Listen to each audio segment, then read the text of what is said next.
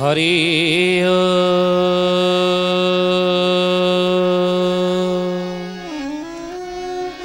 ओम भूर्भुवः स्वः तत्सवितुर्वरेण्यं भर्गो देवस्य धीमहि धियो यो नः प्रचोदयात्। रघुपति राघव राजा राम पतित पावन सीताराम। बोल रघुपति राघव राजा राम पतित पावन सीताराम। सीताराम सीताराम भज प्यारे तू सीताराम। सीताराम सीताराम भज प्यारे तू सीताराम। रघुपति राघव राजा राम पतित पावन सीताराम। रघुपति राघव राजा राम पतित पावन सीताराम। बोली महापुरुष अच्युतानंद जी की जय। शुद्धि जनी ज्ञानी गुणी मंडली आज अध्यायर आलोचना को आपण मानक स्वागत जनाऊँ। आज मालिकार आलोचन आज मालिका वचन आलोचन आम आलोचना करने को जाऊँगी। मालिका वर्णित सिद्ध स्थान महेंद्रगिरी पर्वत। जो महेंद्रगिरी पर्वत रे परशुराम जोग साधुचंदी साधनारत अच्छा तपस्यारत अच्छा से महेंद्रगिरी पर्वत उपरे मालिकारे कौन लिखा जाए आगो को की लीला सेठारे हब। गत अध्याय आम आलोचना करुले जे सेठारे पत्थर मान रही बड़ बड़ पत्थर मान रही जो पत्थर मानक एभली किंवदंती रही पंचु पांडव माने सेठारे बसिकी तपस्या करुले ध्यानस्थ। तेणु महापुरुष कहते बाबू रे पत्थर मान सबु जे पड़िण जे थिबा जोग साधु थिबे रही केते जे मानव। जोग साधना करते मनीष जीवन में जोगर आवश्यकता रही मनीष जीवन में जोग साधनार आवश्यकता रही। जोग भक्त को भगवान सहित एकाकार भाव जोगर आवश्यकता रही। तेणु से महापुरुष कहते गुप्त स्थली बोली नाम पूर्वरही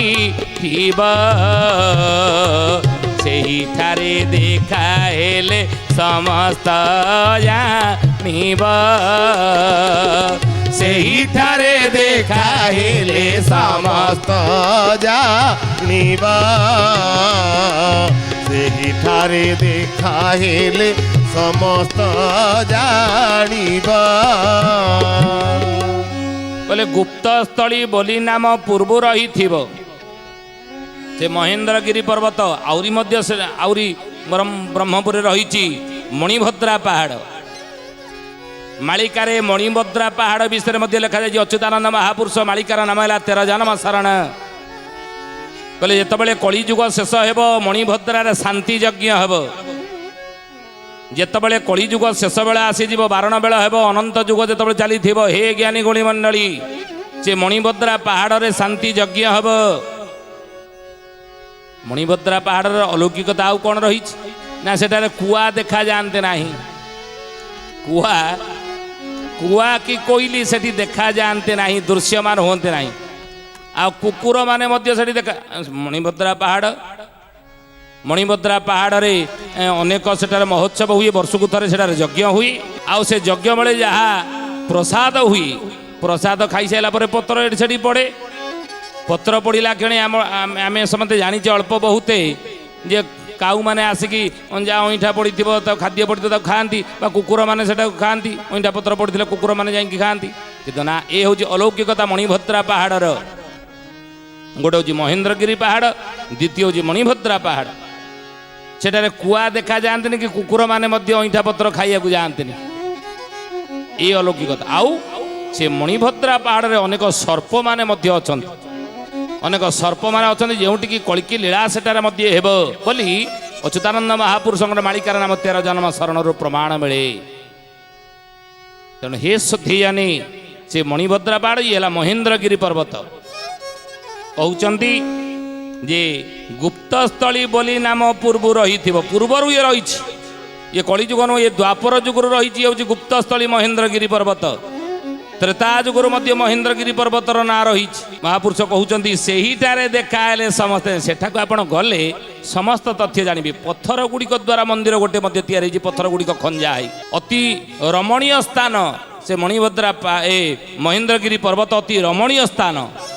ପର୍ବତ ଉପରକୁ ଆପଣ ଯିବେ, ଏତେ ଦୁର୍ଗମ ପଥ, ବହୁତ କଷ୍ଟ ସେଟାକୁ ଯିବାକୁ। ଦୁର୍ଗମ ପଥ ଅତିକ୍ରମ କରି ଯେତେବେଳେ ଉପରେ ପହଞ୍ଚିବେ अलौकिक वातावरण सेठार आपण देखिए। हे ज्ञानीगुड़ी मंदिर थरे जातु आपण जोटिकी प्रभु जीवे परशुराम ठार युद्ध विद्या शिखापी आपण सेठी जातु। तेणु भक्त माने बछा बछी सेठारे हेबे भैरवी जे रड़ी राम चंडी जे छाड़िबे भैरवी रड़ी जे राम चंडी जे छाड़िबे भैरवी रड़ी जे राम चंडी जे छाड़िबे। मालिकारे जो लेखा अछि किए लिखिचंती ना हाड़ीदास महापुरुष लिखिचंती। कौन लिखिचंती ना भैरवी राव देव लो बौल जान ए अल्प दिने बौल लो जान ए अल्प दिने मालिका वचन न होइब आन देखी बोधोई नयने। जय जगन्नाथ जय जगन्नाथ जय जगन्नाथ जय जगन्नाथ। भैरवी डाक देव लो बौल जान ए अल्प दिने भैरवी डाक देव केबे ना अल्प दिने मालिका वचन न होइबा न देखिबो दुई नयन।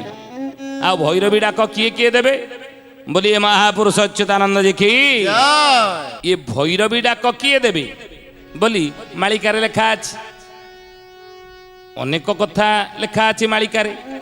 आ ये गत अध्याय गुड़िकर आम आलोचना करूले भैरवी मुंडियार भैरवी डाक हेबो।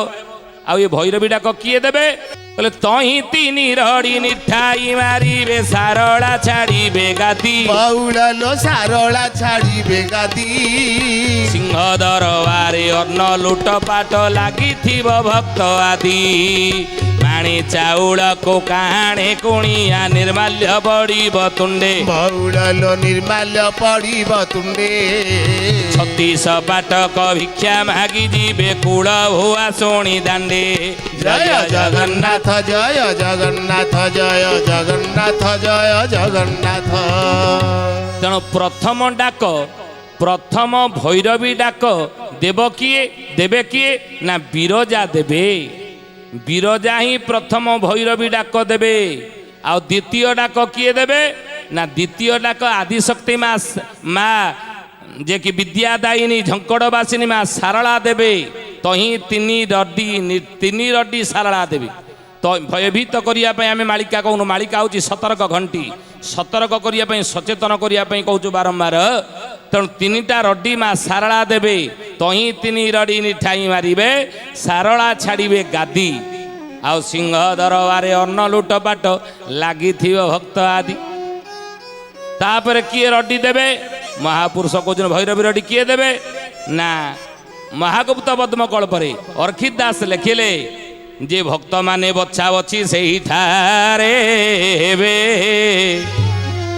भैरवी रड्डी राम चंडी जे छाड़िबे।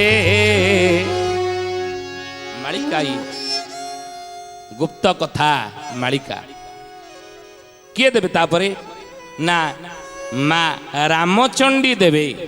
तृतीय रड्डी रामचंडी देवे। आउ किए भैरवी रड्डी देवे ना महापुरुष कहउचंती किए देवे ना माँ भगवती देवे। कौटी ना बाणपुर भगवती काकटपुर मंगला समलपुर समलाई ये अष्टचंडी माने भैरवी डाक देवी भैरव रड्डी देवे। तेणु रामचंडी मध्य भैरव रड्डी देवे बोली महापुरुष कहिले। कला पहाड़ को पुणी दुआरे ବ୍ୟବସାୟୀ ପାଣି ଆଣିବାକୁ ଗଲେ ନ ପାଇଲେ କେହି ପାଣି ଆଣିବାକୁ ଗଲେ ନ ପାଇଲେ କେହି ପାଣି ଆଣିବାକୁ ଗଲେ ନ ପାଇଲେ କେହି କଳା ପାହାଡ଼କୁ ପୁଣି ଦୁଆରେ ବସାଇ ପାଣି ଆଣିବାକୁ ଗଲେ ନ ପାଇଲେ କେହି ଆଲୋଚନା କରୁଥିଲେ। କଳା ପାହାଡ଼ ଯେତେବେଳେ ଆକ୍ରମଣ କରିଥିଲା, ଏ ସୁଧିଆନେ ଜ୍ଞାନୀ ଗଣିମଣ୍ଡଳୀ ବଡ଼ ଦେଉଳ ଉପରେ ଆକ୍ରମଣ କରିଥିଲା। ଚତୁର୍ଦ୍ଧାବର୍ତ୍ତୀଙ୍କର ବିଗ୍ରହକୁ ନେଇ ଦେବ ନଦୀ କୂଳରେ ଗଙ୍ଗା ନଦୀ କୂଳରେ କଳା ପାହାଡ଼ ପୋଡ଼ି ଦେଉଥିଲା। ଯେତେବେଳେ ପୋଡ଼ିବା ପାଇଁ ବସିଛି, ଦେହରୁ ମାଂସ ଗୁଡ଼ିକ ସବୁ ଖଣ୍ଡ ଖଣ୍ଡ ହେଇକି ଛିଣ୍ଡିକିରି ପଡ଼ିଲା। ଦେହରୁ ଖଣ୍ଡ ଖଣ୍ଡ ହେଇ ଯେତେବେଳେ ମାଂସ ଗୁଡ଼ିକ ଛିଣ୍ଡିକି କଳା ପାହାଡ଼ରେ ପଡ଼ିବାକୁ ବସିଲା, କାଜିକି ସେତେବେଳେ ପଚାରିଲା, ଆଇରେ ହେଇ ମୋର ଏମିତି କାହିଁକି ହେଉଛି, କ'ଣ ପାଇଁ ଏମିତି ହେଉଛି, ଏଭଳି ମୋ ଦେହରୁ ମାଂସ ଗୁଡ଼ିକ ଖଣ୍ଡ ଖଣ୍ଡ ଛିଣ୍ଡିକି କାହିଁକି ପଡ଼ୁଛି, କାରଣ କ'ଣ? କାଜି କହିଲେ, ଦେଖ ତୁମେ ଦାରୁ ବିଗ୍ରହ, ଭିତରେ ୟାଙ୍କର ବ୍ରହ୍ମ ରହିଛନ୍ତି, ଆଉ ସେଇ ବ୍ରହ୍ମ ଦାରୁ ବିଗ୍ରହ ଭିତରେ ଅଛନ୍ତି, ତୁମେ ତାକୁ ପୋଡ଼ୁଛ। ପୋଡ଼ିବା ଦ୍ୱାରା ତୁମେ ତାଙ୍କୁ ପୋଡ଼ିବ କ'ଣ, ତାଙ୍କ ଦେହରୁ ଛିଣ୍ଡିକିରି ପଡ଼ିବା କଥା, କିନ୍ତୁ ତମ ଦେହରୁ ମାଂସ ଖଣ୍ଡ ଖଣ୍ଡ ଛିଣ୍ଡିକି ପଡ଼ୁଛି। ତେଣୁ କଳା ପାହାଡ଼ ଦାରୁ ବିଗ୍ରହକୁ ସେତେବେଳେ ଅଧା ପୋଡ଼ା କରିକି ଛାଡ଼ିଦେଲା। ଛାଡ଼ି ଦେଇକିରି କ'ଣ କଲା, ଗଙ୍ଗାରେ ଭସେଇ ଦେଇଥିଲା। ଏ କଥା ଆମେ ଜାଣିଛେ ଅଳ୍ପ ବହୁତେ। ଏବଂ ସେହି ସମୟରେ ଆମେ ପୂର୍ବ ଅଧ୍ୟାୟରେ ଆଲୋଚନା କରିଛେ ଯେ ବିଶର ମହାନ୍ତି ବୋଲି ଭକ୍ତ ମୃଦଙ୍ଗ ଖୋଳ ଭିତରେ ବ୍ରହ୍ମକୁ ପୁରୋଇ ଅପୋଡ଼ା ଦାରୁ ବିଗ୍ରହରୁ ବ୍ରହ୍ମ ପେଟିକାରୁ ବ୍ରହ୍ମକୁ କାଢ଼ି ଏ ବିଶର ମହାନ୍ତି ମୃଦଙ୍ଗ ଖୋଳ ଭିତରେ ବ୍ରହ୍ମକୁ ପୁରୋଇ ନେଇକି ଜଗତସିଂହପୁର ଜିଲ୍ଲା କୁଜଙ୍ଗ, ଯେ କୁଜଙ୍ଗ ବିଷୟରେ ମହାପୁରୁଷ ଅଚ୍ୟୁତାନନ୍ଦ ମାଳିକାର ନାମ ହେଲା ଶିବକଳ୍ପ ନବଖଣ୍ଡ ନିର୍ଘଣ୍ଟ।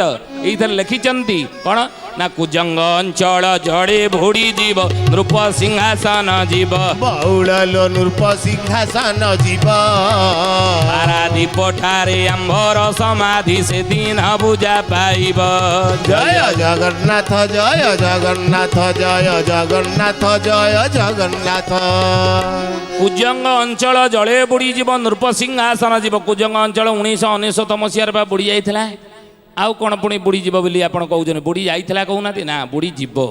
କାହିଁକି ନା 1999 ସମୟରେ କୁଜଙ୍ଗ ଅଞ୍ଚଳ ସମ୍ପୂର୍ଣ୍ଣ ବୁଡ଼ିନି, ଏରସମା ଅଞ୍ଚଳ ଜଳମଗ୍ନ ହେଇଛି, କିନ୍ତୁ କୁଜଙ୍ଗ ସମ୍ପୂର୍ଣ୍ଣ ଅଞ୍ଚଳ ବୁଡ଼ିବାକୁ ହେଲେ ମହାପୁରୁଷ କହୁଛନ୍ତି ସେ ସମୟ ଆଗକୁ ବାକି ଅଛି, ହବ।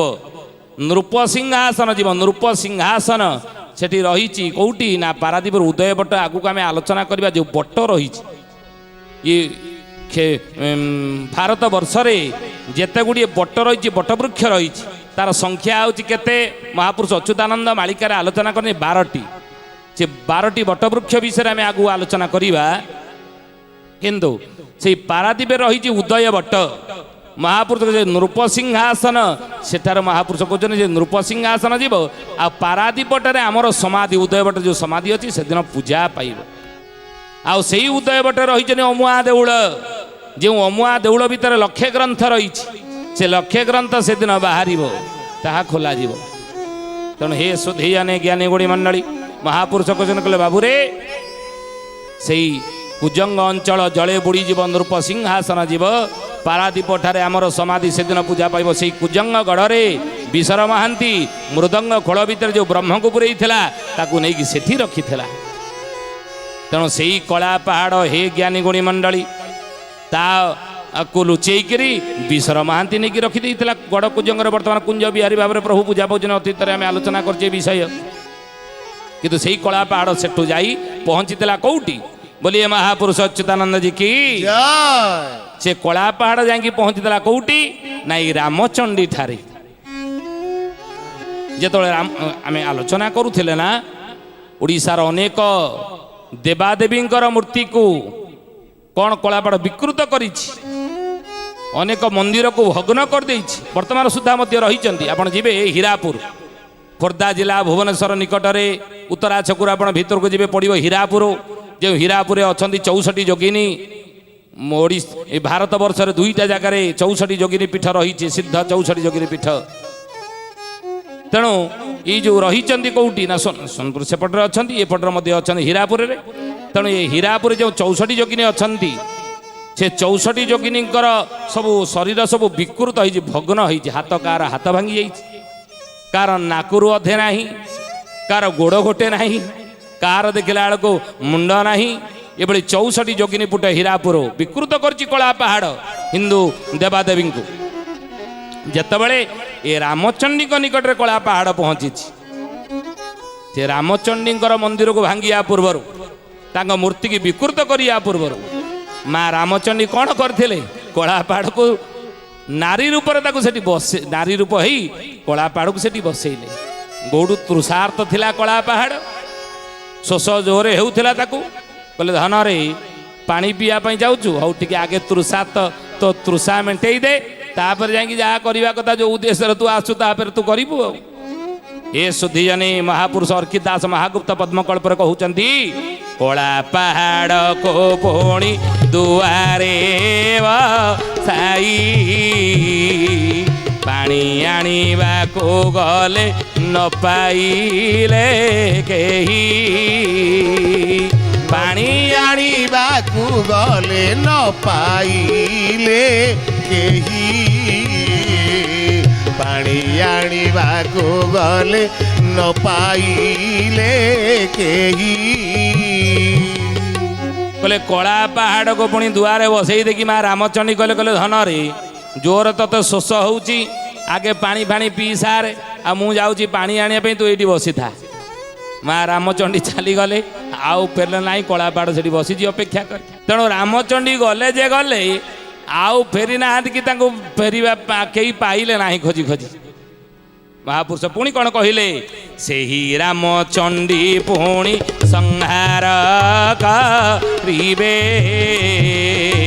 पापी मानंकु बाची जे बाहर करिबे पापी मानंकु बाची जे बाहर करिबे पापी मानंकु बाची जे बाहर करिबे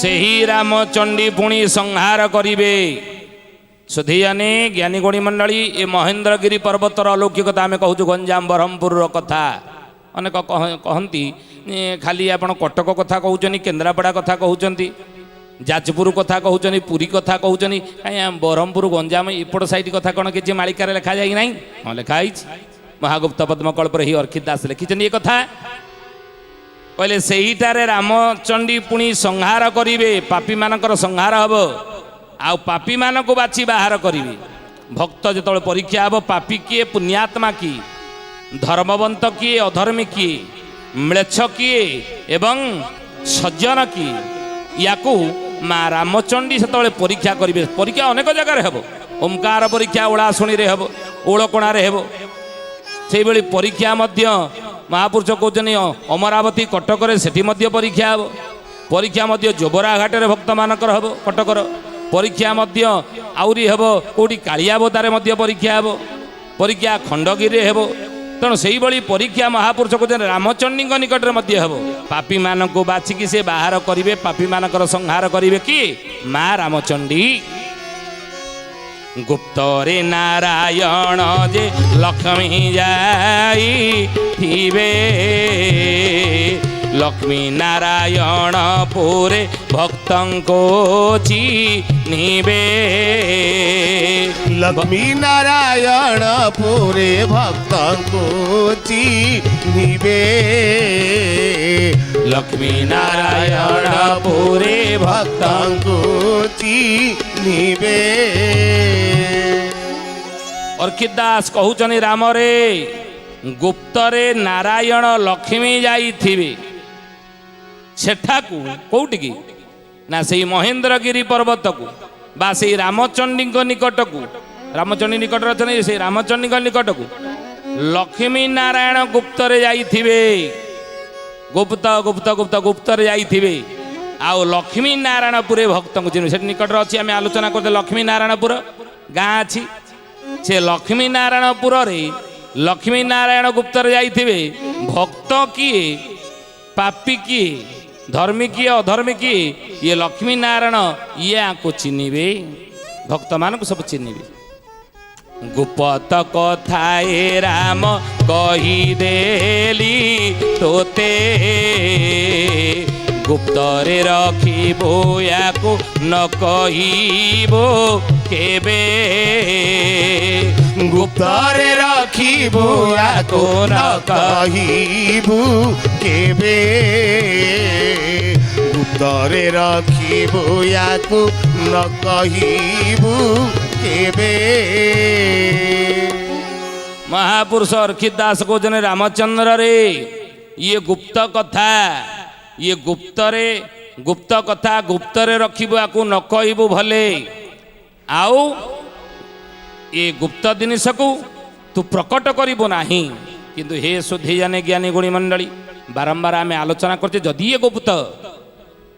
ଏ ଗୁପ୍ତ କଥା ତାହେଲେ ଆକୁ ଆମେ ଆଲୋଚନା କେମିତି କରୁଛେ ମାଳିକା ବଚନ ମାଧ୍ୟମରେ କାହିଁକି ଆଲୋଚନା କରୁଛେ ମହାପୁରୁଷ ଏ କଥା ମଧ୍ୟ ମାଳିକାରେ କହିଛନ୍ତି ଯେତେବେଳେ ରାମରେ ବାରଣ ବେଳ ଆସିବ ଅନନ୍ତ ଯୁଗ ଯେତେବେଳେ ଆରମ୍ଭ ହେବ ଯୁଗ ପରିବର୍ତ୍ତନ ବେଳେ ଯେତେବେଳେ ଆସିବ ଇଏ କଥା ଆପେ ଆପେ ପ୍ରଚାର ହେବ ଆପେ ଆପେ ମୋ ଭକ୍ତମାନେ ଜାଣିବା ପାଇଁ ଭକ୍ତମାନେ ଏକତ୍ରିତ ହେବେ ନା ମୋ ଭକ୍ତମାନେ ଜାଣିବେ ଯେ ଏହି ବେଳ କାଳ ଆସିଗଲା ସମୟ ଆସିଗଲା ଆଉ ସମୟ ଆସିଲେ ସବୁ ଜିନିଷ ହିଁ ପ୍ରକାଶିତ ହୁଏ ଖୋଲା ହୁଏ ସମୟ ହେଲେ ସୂର୍ଯ୍ୟ ଉଦୟ ହୁଅନ୍ତି ସକାଳ ହେଲେ ସମୟ ଆସିଗଲେ ସୂର୍ଯ୍ୟ ଉଦୟ ହୁଅନ୍ତି ସମୟ ଆସିଗଲେ ପିଲାଙ୍କର ଘଣ୍ଟି ବାଜେ ପିରିୟଡ଼ ହେଇଯାଏ ସମୟ ଆସିଲେ ଛୁଟି ହୁଏ ତେଣୁ ସେଇଭଳି ସମୟ ଆସିଛି ବୋଲି ଇଏ ଜିନିଷ ଗୁପ୍ତ ଜିନିଷ ସବୁ ପ୍ରକାଶିତ ହେଉଛି ବୋଲି ଆପଣ ଜାଣନ୍ତୁ ସୁଧୀ ଜାନେ ଜ୍ଞାନୀ ଗୁଣୀ ମଣ୍ଡଳୀ ଆଜି ତ ସମୟ ହେଇଛି ଆସନ୍ତା ଅଧ୍ୟାୟରେ ଏ ବିଷୟ ଆମେ ଆଲୋଚନା କରିବା ଆଜି ପାଇଁ ଆସନ୍ତୁ ବାଣୀକି ବିରାମ ଦେବା ପ୍ରଭୁଙ୍କର ନାମ ନେଇ କିନ୍ତୁ ତାପରେ ଜଣେ ଭକ୍ତର ନାଁ କହିବା କିଏ ସେ ଭକ୍ତ କ'ଣ ତାର ନାଁ କୋଉଠି ତାର ଜନ୍ମ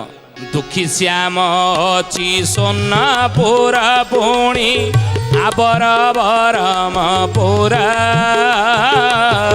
ଲିମ୍ବ ବୃକ୍ଷ ମୂଳେ ଶ୍ରୀଧର ମଳିକା ଗୋମତୀ କୂଳ ମଧ୍ୟରା ଗୋମତୀ କୂଳ ମଧ୍ୟରା ହେ ସୁଜନେ ଗୋମତୀ କୂଳ ମଧ୍ୟରା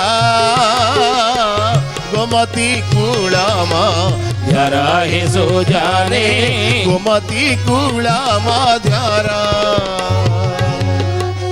ଦୁଃଖୀ ଶ୍ୟାମ ନାମର ଜଣେ ଭକ୍ତ ସୋନପୁର ସେଇପଟ ସାଇଡ୍ କଥା ହେଇ କହୁଛୁ ଏଇ ସେଇପଟ ସାଇଡ୍ର ଭକ୍ତ ନାଁ ମଧ୍ୟ କହୁଛୁ ସେ ସୋନପୁର ଅଞ୍ଚଳରେ ଆବର ବ୍ରହ୍ମପୁର ସାଇଡ୍ରେ ଏଇଭଳି ଭକ୍ତ ସବୁ ଅନେକ ଜନ୍ମ ହେଇଥିବେ କିନ୍ତୁ ଦୁଃଖୀ ଶ୍ୟାମ ନାମରେ ଜଣେ ଭକ୍ତ ସୋନପୁର ଅଞ୍ଚଳରେ ଜନ୍ମ ହେଇଥିବ ବୋଲି ଲିମ୍ବ ବୃକ୍ଷ ମୂଳେ ଥିବେ ଆଉ ବ୍ରହ୍ମପୁରରେ ଶ୍ରୀଧର ମଳିକ ବୋଲି ଜଣେ ଭକ୍ତ ଗୋମତୀ କୂଳରେ ଜନ୍ମ ହେଇଥିବ ଏବଂ ଲିମ୍ବ ବୃକ୍ଷ ନିକଟରେ ତାର ଘର ନିକଟରେ ଥିବ ଲେଖି ରଖନ୍ତି ଭକ୍ତର ନାଁ ଏ ଜ୍ଞାନୀ ଗୁଣୀ ମଣ୍ଡଳୀ ଆପଣ ପରେ ଠାବ କରିବେ ଆଜି ତ ସମୟ ହେଇଛି ଆସନ୍ତୁ ବାଣୀକି ବିରାମ ଦେବା ପ୍ରଭୁଙ୍କର ନାମ ନେଇ ହରି ହରି ଘୋଷା ତାପ ତାପ ନାଶ ଶରଣ ସରୋଜ ପାଦେ ଶରଣ ସରୋଜ ପାଦେ यथो वाली भाव आओ न मिलिब न मिलंती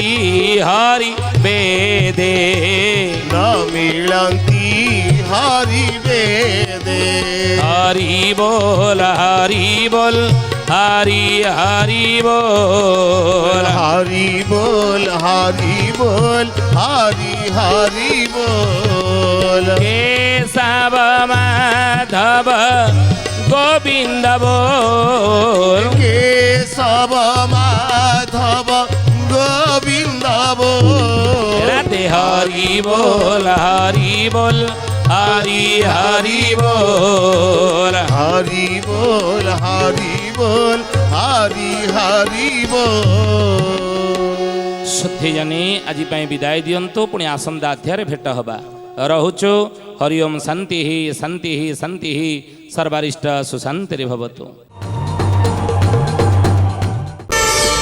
प्रार्थना आम आनंदर उत्स।